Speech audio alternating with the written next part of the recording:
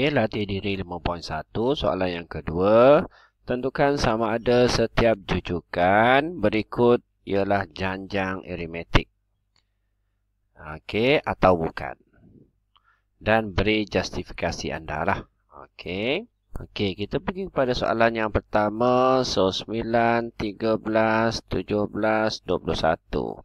Ini sebutan yang pertama, kedua, ketiga, sebutan yang keempat. So, kita kena cari beza sepunya dia dululah. So, D Okey, T2 tolak T1. 13 tolak 9. So, kita dapat 4.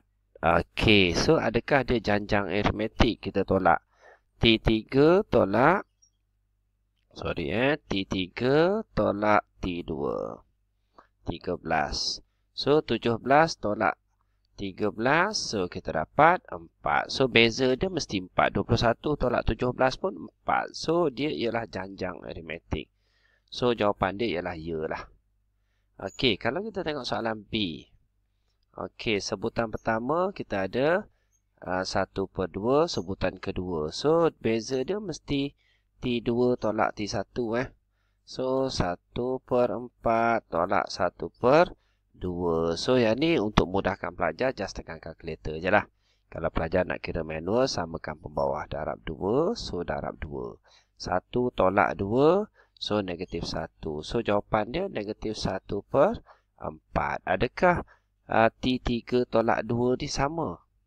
So, kita ada T3 tolak T2. Maksudnya 1/6 tolak 1/4. So, samakan pembawah dia. Kalau nak mudahkan dia, kita just tekan kalkulator saja. Kita tengok beza dia sama ke tidak.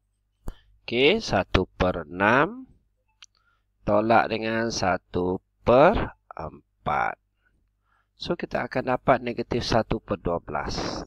Negatif 1/12. So, sama tak dua ni? Tak sama. So, dia bukan janjang aritmetik.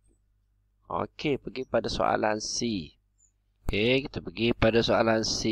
So, sebutan yang pertama 0.1, 0.01, 0.001. So, beza dia T2 tolak T1. 0.01 tolak 0.1. So, kita dapat jawapan dia. Okey. 0.01